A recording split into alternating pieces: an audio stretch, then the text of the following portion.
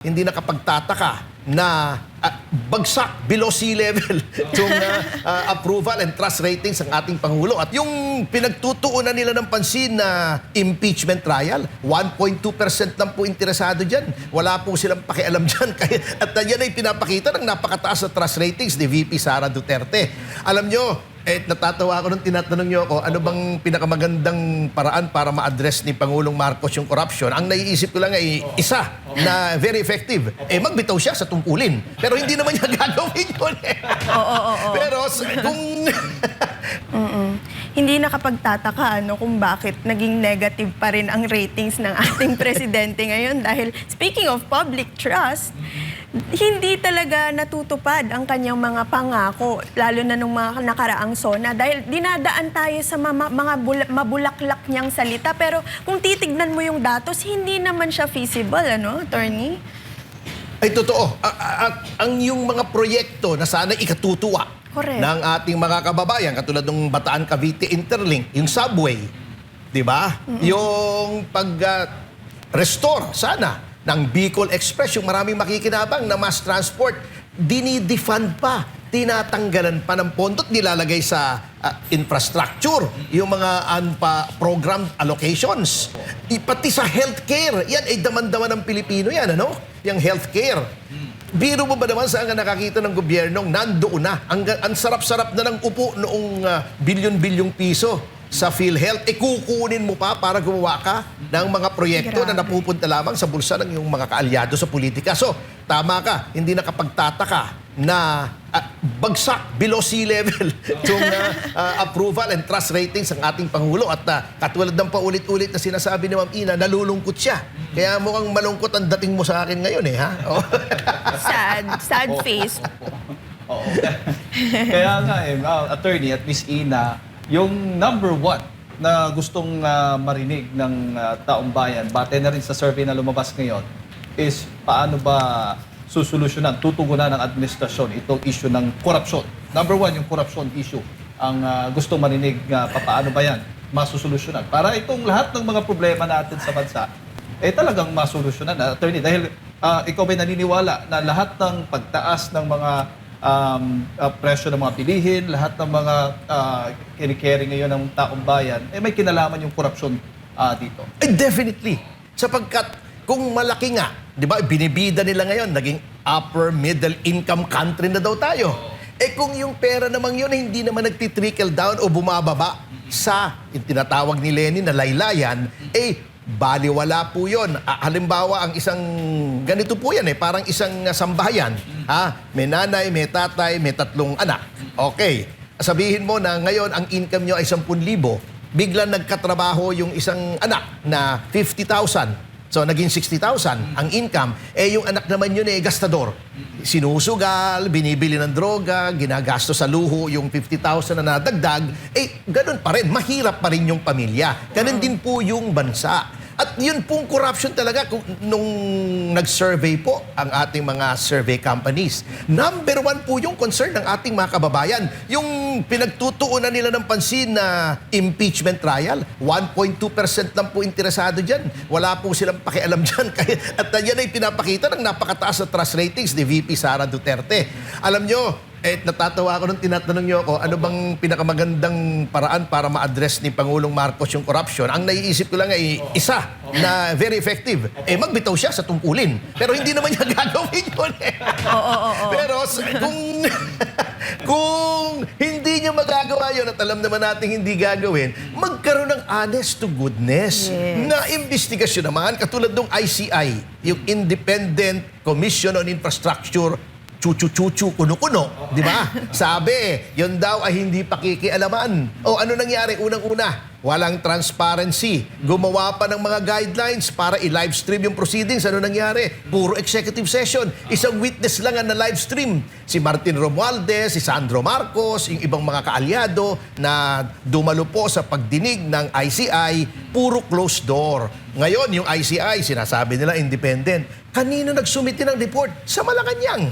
At sinabi ng Malacanang, kami ang magdi-decide, ang presidente ang magdi-decide kung kailan i-release sa publiko. At hanggang ngayon, hindi nire-release sa publiko yung results. Paano kang maniniwala? Alam nyo, a leader cannot govern if he does not have the trust of the people. Yes. At walang ginagawa ang Pangulo na magbibigay ng pagtitiwala o magbabalik ng pagtitiwala sa kanya ng taong bayan na ibinigay sa kanya noong 2022 when he was elected with the highest number of votes.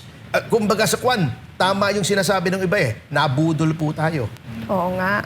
Karaang SONA, ipinangako ni BBM na siya ay magpapatayo ng 44,000 classrooms. Ito ba ay natupad? Hindi, syempre. Hindi, pero, of course. pero sana hindi mo na ginamit yung word na shortage, parang tinatamaan ako. Ay, sorry na, Kakulangan Atty. lang, Kaya nga nakatingin kakulangan ako lang sa'yo kanina, Bihira di ba? naman Oo. Opo. Pero paano natin matatawag na bagong Pilipinas ito, attorney, kung ganito po yung sitwasyon ng Pilipinas ngayon? Bago talaga. Bagong-bago na ngayon. Kasi unang-una, ngayon lang nangyari na nabago na. Yung mga nag-iimbestiga, sila ang inimbestigahan at kinulong. Okay. Number 2, bagong-bago na rin. Yung mga nagnanakaw, sila ang ginagantimpalahan. Sila ang binibigay ng mga poder sa gobyerno. Number 3, bagong-bago na talaga. At sapagkat yung mga pangako nila na hindi natutupad, pinalalabas nila na natupad. Lalong-lalo na yung the famous at 20 pesos na bigas. Ay, di ba? scam. Yung ba nasaan?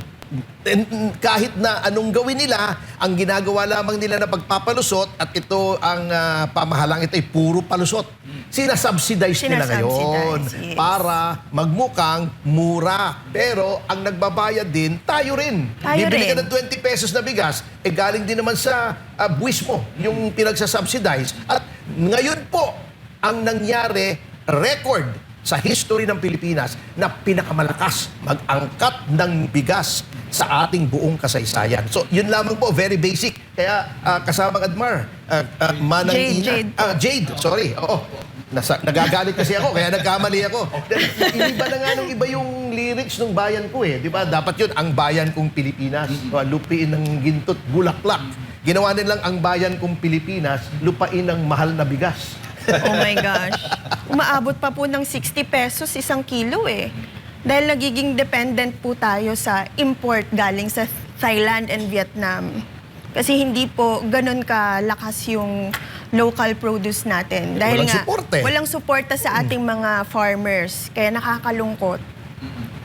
Opo, at doon since na pag-uusapan natin yung presyohan, yung nangako yung administrasyon noon na papanatilihing mababa ang inflation at palalawakin ang access sa kuryente. Naku. 1 million households na may solar energy access. Yan po yung ibinida po ng administrasyong Marcos. Pero ano nangyari, attorney? Walang nangyari. Unang-una, yung solar project ni Congressman Leviste, hinaras pa. Sinabi pang may anomalya, kahit wala. Bakit? Sapagkat kritiko ng pamahalaan si Congressman Leviste. Yun lang ang reason dyan Pero yung project mismo ni Congressman Leviste, 3 weeks ago lang yata, doon sa Pampanga, ay pinasinayahan ng Pangulo. Yun yung mismong project na sinasabi nilang nagbenta daw ng franchise, iimbestigahan ng ombudsman. Pero ayun, ginagamit nila. Pero kailan lang yun? 3 weeks ago. Paano matutupad? Pero ang basic dyan, kasamang Jade, ay yung napakabagal na response ng ating pamahalaan doon sa krisis sa Middle East. Kung saan hinayaan natin tumaas ang mga presyo ng produktong petrolyo. Yan po yung baseline Pag tumaas yan, tataas lahat. Kita nyo kung gaano kabagal dito. Sa Vietnam, noong nagkaroon ng krisis at nag-spike ang presyo ng mga petroleum products, agad-agad po gumawa sila executive order, nilagyan nila ng price cap. Okay. Number 2, ginawa nilang zero tariff ang pag-angkat ng produktong petrolyo. Number 3, nagpasok agad sila ng subsidy. Dito, kailan lamang naipasa yung batas na nagbibigay ng kapangyarihan sa Pangulo na mag-suspend ng mga taxes, excise taxes sa Fuel petroleum tax. products. Number 2, sa halip na i-subsidize natin yung mga oil companies, kung saan madali po yan, direct subsidy yan From the government, sa pondo ng gobyerno, pupunta sa mga kumpanya ng langis para yung difference na ang pamahalaan na magpupuno nung pagbiglang pagtaas, ang ginawa pa ay yung AKAP, yung AIX, yung ayuda. Ayuda. Hindi po natin sinasabing masama na mag-ayuda sa ating taong bayan. Ngunit, very inefficient po yan eh. At ang nangyayari, nagiging prone to corruption. Kasi milyon-milyong Pilipino, bibigyan mo ng ayuda. Yung logistical requirements lang yan, napakalawak. Hindi kaya ng DWSD. Hindi rin kaya ng mga local governments. Ano nangyayari? Kinukupit Kinukura. lang po. Ang dami nagre-reklamo. Hindi daw nila nakukuha yung kanilang ayuda. So, maling-mali po yung response, napakabagal, and it's too little, too late. Ano nangyari? Ang taas ng inflation dahil mataas ang presyo ng produktong petrolyo. Yes.